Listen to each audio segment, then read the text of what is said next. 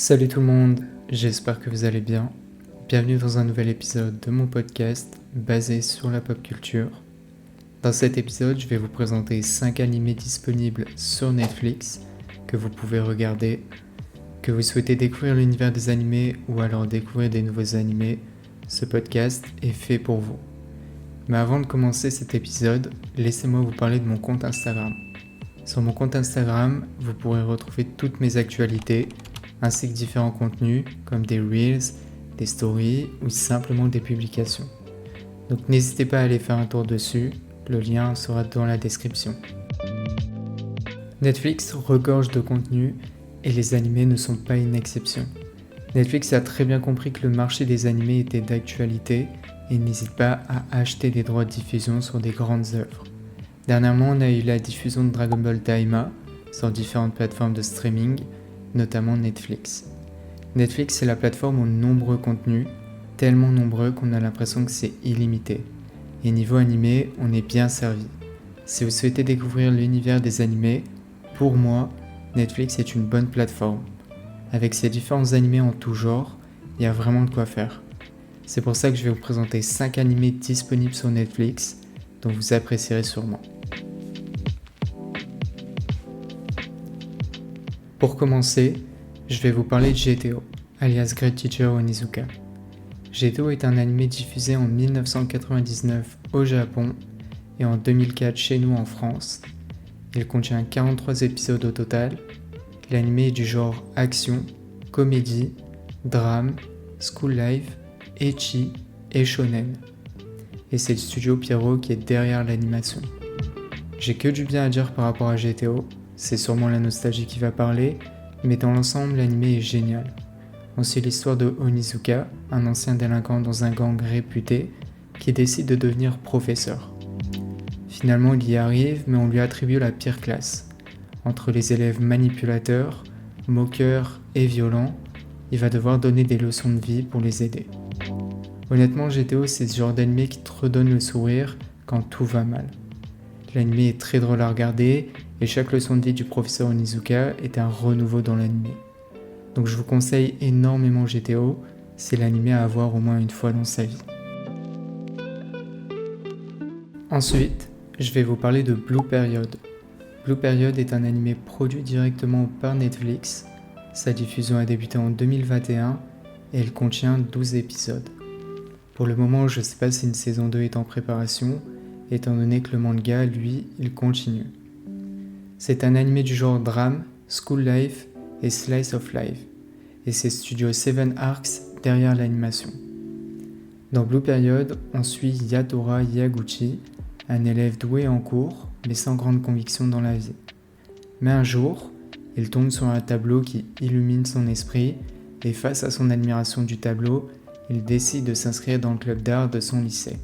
Son objectif, devenir un artiste peintre et atteindre l'université publique d'art, qui a un faible taux d'acceptation d'entrée.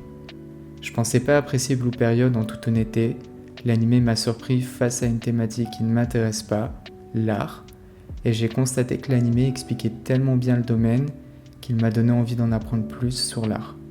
Mais Blue Period va plus loin que ça, avec des thématiques sociétaux et morales, comme l'acceptation de soi, ou encore l'angoisse qu'on peut avoir à affronter dans nos vies. L'anime est super intéressant et je vous invite vraiment à le regarder. Pour le prochain, il s'agit de Seikikuzo no Psainan. Seikikuzo est un anime diffusé en 2016. Il contient 3 saisons et 2 épisodes OAV. La 3e saison a été entièrement produite par Netflix et s'appelle Seikikuzo le retour. L'anime est du genre comédie, school life, science-fiction et slice of life, et c'est les studios JC Staff et Egg Firm derrière l'anime. J'affectionne énormément Seikikuzo, je compte même plus le nombre de fois que j'ai regardé l'anime, tellement j'ai aimé. Seikikuzo c'est comme GTO, c'est ce genre d'anime qui te redonne le sourire quand ça va pas. C'est drôle, les personnages sont attachants et rien n'est laissé au hasard dans l'anime.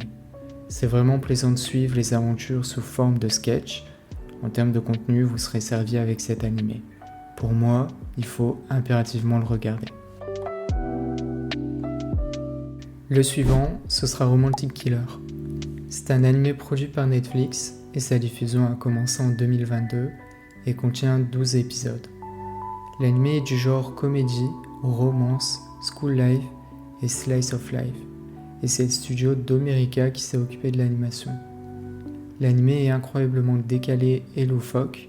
On y suit Hansu, une lycéenne pas comme les autres, car ses passions c'est les jeux vidéo, le chocolat et les chats. Mais alors qu'elle joue à sa console, un petit sorcier nommé Riri sort de sa télé et confisque tous ses biens matériels, jusqu'à ce qu'elle trouve l'amour. L'anime est hyper marrant, d'ailleurs on retrouve largement plus le côté comédie que romantique, et comme j'ai dit, c'est loufoque. Il y a des situations complètement folles où t'es obligé de rire tellement c'est fou.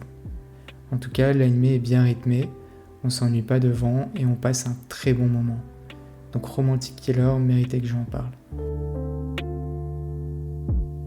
Et pour finir, je vais vous parler de Cyberpunk Edgerunners.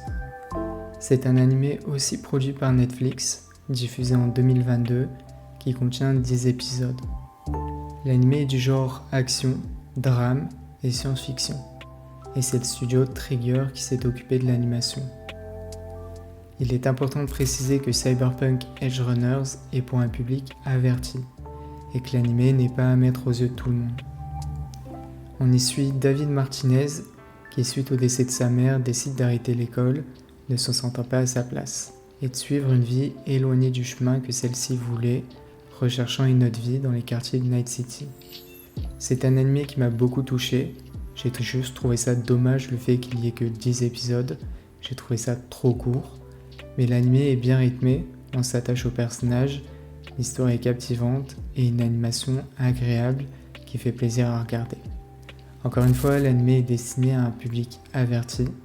Il y a beaucoup de scènes de violence et autres qui ne sont pas à mettre aux yeux de tout le monde. Voilà ma sélection d'animés que vous pouvez directement regarder sur Netflix. Pour rappel, on a GTO, Blue Period, Saiki Kuzuo, Romantic Killer et Cyberpunk Edgerunners. Netflix a beaucoup plus d'animés dans son catalogue. Là, je viens de faire une petite sélection, mais par la suite, je referai un autre podcast pour vous donner d'autres animés que vous puissiez regarder. A noter aussi qu'au moment où je tourne ce podcast, les animés que j'ai cités sont toujours disponibles sur la plateforme, mais des animés comme GTO ou les 2 saisons de Saiki Kuzuo peuvent être amenés à disparaître de la plateforme pour des raisons de contrat et de droit. En revanche, les animés produits par Netflix ne se verront pas disparaître car ils sont directement produits par Netflix et pour Netflix. Donc pas vraiment de problème là-dessus. Je vous remercie d'avoir écouté cet épisode de mon podcast jusqu'au bout. J'espère qu'il vous aidera à trouver de quoi regarder sur la plateforme. Si l'épisode vous a plu, n'hésitez pas à le partager et à l'aimer. Ça m'aiderait beaucoup dans ma pratique du podcast. N'hésitez pas aussi à faire un tour sur mon compte Instagram. Dessus, vous trouverez toutes les actualités du podcast, ainsi que différents contenus, comme des Reels, des publications ou bien des stories. Ça m'aiderait beaucoup à développer mon projet. Je vous remercie pour votre écoute et à dimanche prochain. D'ici là, portez-vous bien.